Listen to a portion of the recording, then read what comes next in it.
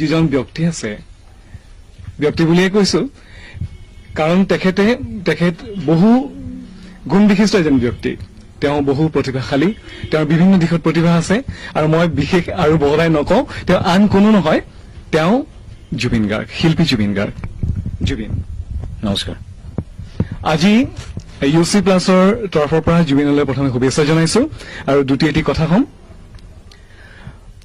বিভিন্ন কাগজে পত্ৰে বা বিভিন্ন মাধ্যমে তোমাৰ বহুত কথা ইতিমধ্যে আমি জানোৱেই তথাপি আমি আমাৰ চেনেলৰ ফালৰ পৰা আকৌ উনুকিয়াইছো তোমাৰ ল'ৰালিৰ পৰা আৰম্ভ কৰি তুমি সংগীত জগতত যিদৰে প্ৰৱেশ কৰিলা এই আকস্মিক নাটকীয় নে পৰিকল্পিতভাৱে সংগীত জগতখনলৈ মোৰ সংগীতজ্ঞ হোৱাৰ পৰিকল্পনা সৰুৰ পৰা আছিলে কিন্তু কি কৰিম ভালকে গম পোৱা নাছিলো গান গাম বুলি ইমান বৰ হেৰি কনফিডেন্সটো কম আছিলে মোৰ কিন্তু মিউজিচিয়ান হ'ম বুলি ভাবিছিলো সদায় পিছত হায়াৰ ছেকেণ্ডেৰী পাছ কৰাৰ পিছত ভালকে গান গাবলৈ আৰম্ভ কৰিলো আৰু এতিয়া পিছত গানেই গাই থাকিবলগীয়া হৈছে প্ৰথম তোমাৰ যোৰহাটতেই তোমাৰ তাৰ পাতনি মেলা নহয় জানো কলেজৰ মোৰ ফাৰ্ষ্ট কলেজ লাইফ যোৰহাটতে জেবি কলেজ তাৰপিছত বি বৰুৱা কলেজ আচ্ছা তাৰ পৰা তোমাৰ ঘৰুৱা অনুপ্ৰেৰণাটো আছেই সেইটো আছে আমাৰ গোটেই ঘৰতে আছে সংগীতৰ সম্পূৰ্ণ পৰিৱেশ এটা আছে মই জানো তাৰ পৰা এই সংগীতৰ বিভিন্ন ধাৰা আছে তাৰ যিটো এটা ধাৰা বৰ্তমান আমি ক'ব পাৰো বোলছবিৰ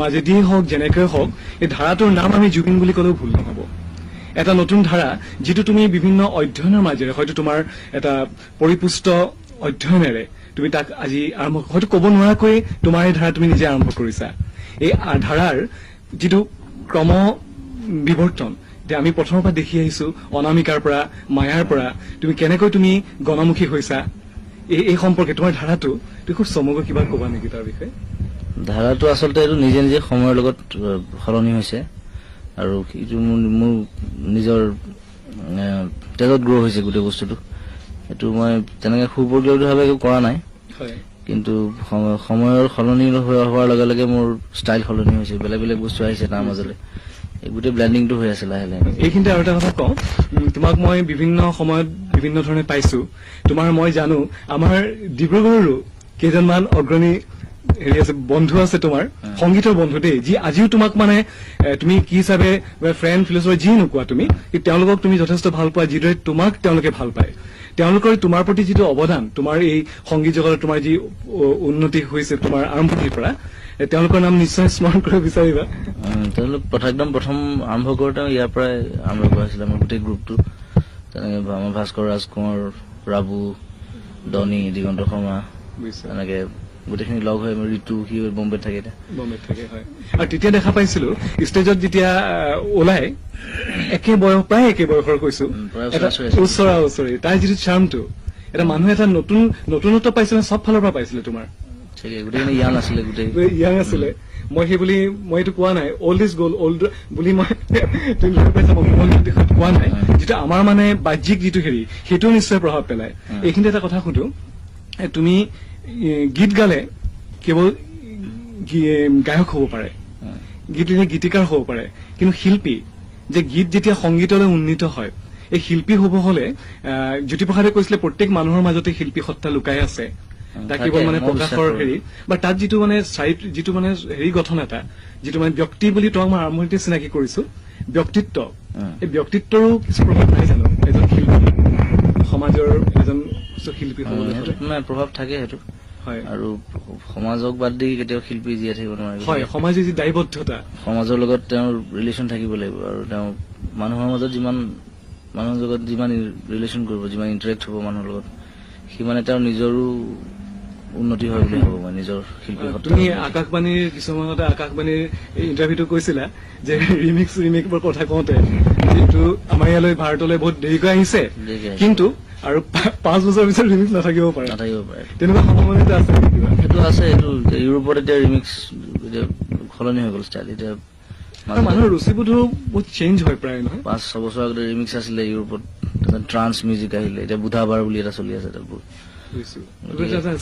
ষ্টাইল বেলেগ বেলেগ লাউঞ্জ মিউজিক আহিছে এতিয়া বেলেগ বেলেগ আৰু অসমৰ গানখিনি তুমি যেনেকে এতিয়া ফুলক ৰ'দৰে ফুল তুমি কৰিলা বৈকুণ্ঠ গগৈ আৰু তোমাৰ পৰিকল্পনা আছে মই জানো আছে সেইখিনি সজাওঁতে এতিয়া তুমি মই জানো তুমি ফুলক খুব সুস্থভাৱে সজাইছা, কিন্তু ৰাইজে গ্ৰহণ কৰিছে।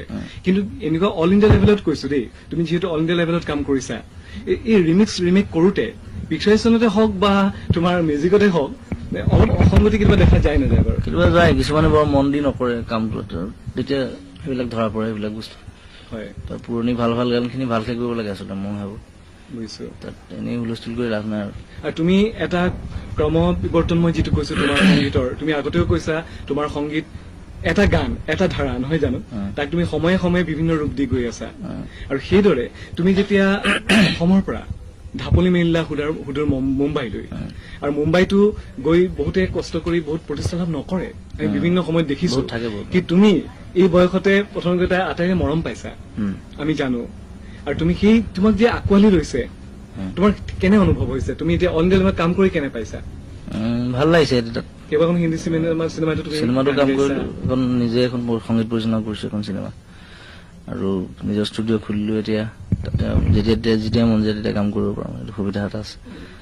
আৰু তাৰোপৰি হিন্দী চিনেমাখনো বনাবলৈ লৈছো ফেব্ৰুৱাৰী মানত। চ' ভালে লাগিছে এখন নিজৰ যথেষ্ট। পৰিচালনা মোৰ নিজৰ কৰিম, মই নিজৰ ষ্টৰী। আচ্ছা, অভিনয়ৰ কথা কওঁতে মই মুম্বাইৰ পৰা আকৌ ঘূৰি আহিছো অসমলৈ।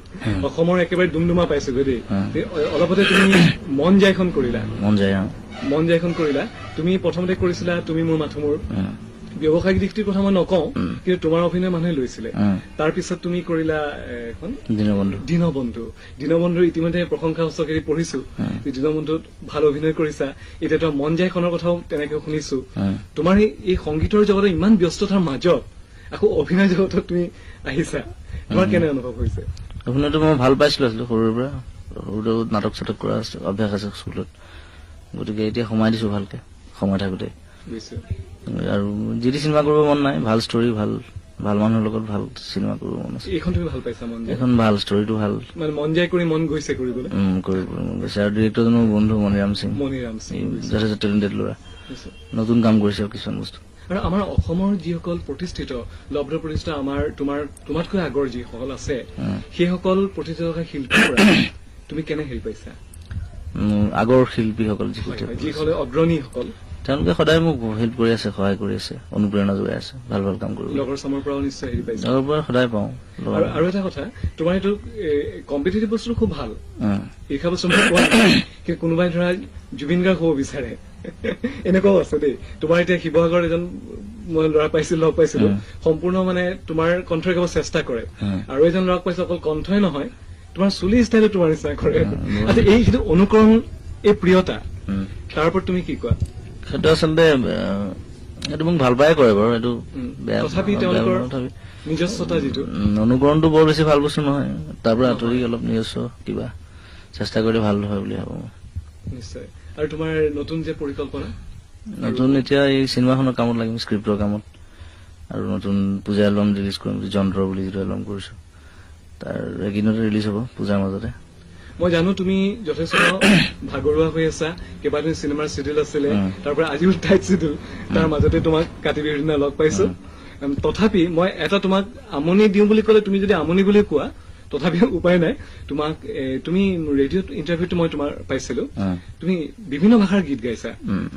তোমাক খুব অলপকৈ তুমি সেই তামিলটো আৰু অকমান গল্পটো অকমান গাই শুনাবানে? তামিলটো তোমাৰ তামিল গান ভালকে মনত নাই, তথাপি সাধাৰণতে আমাৰ মুখস্থ মানে কণ্ঠস্থ হোৱা তামিলটো বিশেষকৈ মানে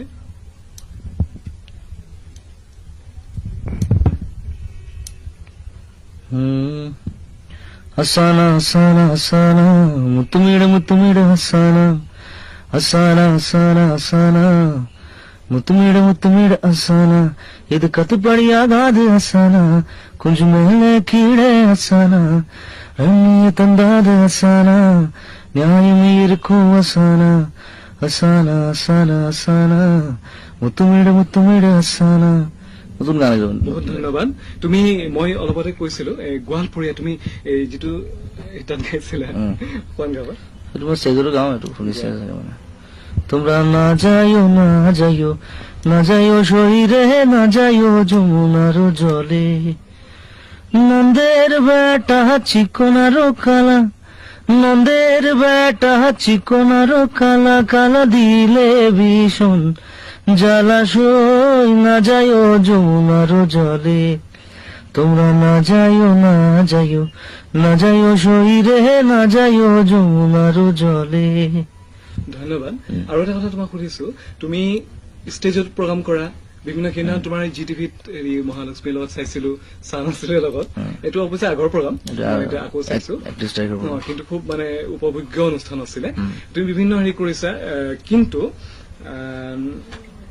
তুমি বোলছবিৰ পৰিচালক, বোলছবিৰ গীত কৰা, এই তোমাৰ যিবোৰ এলবামৰ গীত আৰু বোলছবিৰ গীত, তুমি কোনটোত বেছি আনন্দ লাভ কৰা?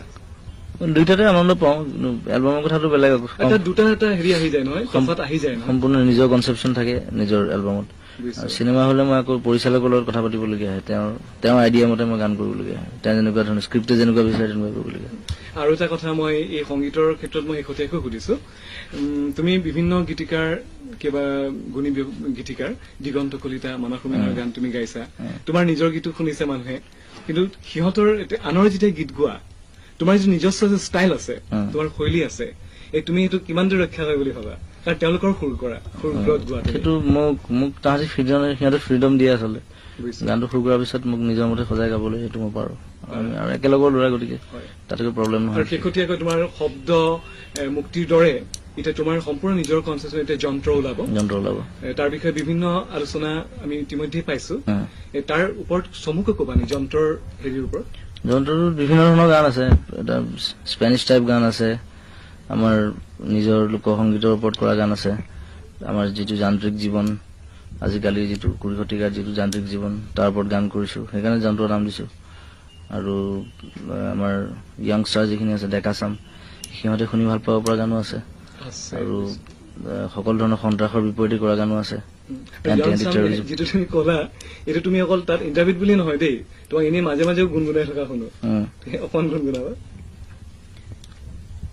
সেইটো একেবাৰে নতুন গান আচলতে, নতুন গান কৰাই নাই ভালকে। আমাৰ শ্ৰোতা বন্ধু সকলোৱে সেইটো সোৱাদ পাব, সেইকাৰণে তোমাক ভীষণ আমনি দিছো, তথাপিও গাম। কিন্তু I love you বুলি কলো মই, তুমি চাগে নুবুজিলা, কঠিন শিলৰে হৃদয় তোমাৰ সঁচাকে জানা, আনিৰি বুলি কলো মই, তুমি চাগে নুশুনিলা, বলিয়া যৌৱনৰ চাকি নোৱাল হঠাতে জানা।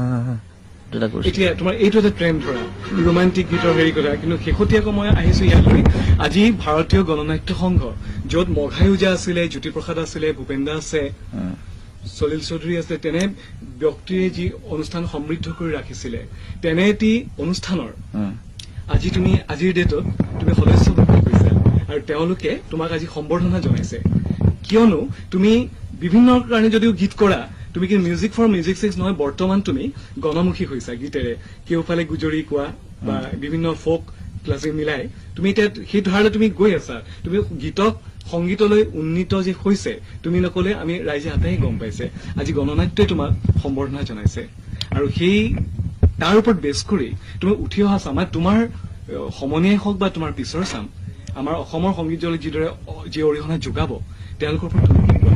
গীতক মানে সংগীতলৈ উন্নীত কৰা কেনে হেৰি লোৱা উচিত? এইটো এটা প্ৰচেষ্টা, এইটোত মানুহে মোক যথেষ্ট সহায় কৰিছে, আৰু মই নিজে জীৱন প্ৰচেষ্টা কৰিছো।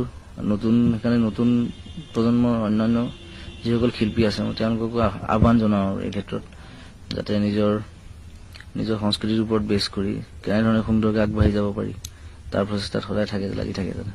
বাৰু এটা ইণ্টাৰভিউ যেতিয়া হয়, ইণ্টাৰভিউটোৰ শেষত ইণ্টাৰভিউ লওঁতা যেনে ধৰা মই এতিয়া সামৰণি মাৰিব লৈছো, তোমাক যদি কওঁ এতিয়া ভাল লগা গীতেৰে গীতৰ কলে সামৰণি মাৰা, তুমি কোনটো গীতেৰে সামৰণি মাৰিবা? তোমাৰ নিজৰ গানটো বহুতে আছে, তোমাৰ নিজৰ কনচেপচন মানে সম্পূৰ্ণ নিজৰ যিটো কৈছে, পাখি বা এনেকুৱা পাখিটো অকমান গাই পাখি গাব পাৰা। পাখি পাখি এই মন, পাখি লগা মোৰ মন, পাখি মেলি যাউৰি উৰি, পাখি মেলি যাউৰি, জাকি মাৰি গৈ নাম এৰি অহা পদূলিত, বুটলিয়ান লৰালি উৰি, পাখি মেলি যাউৰি।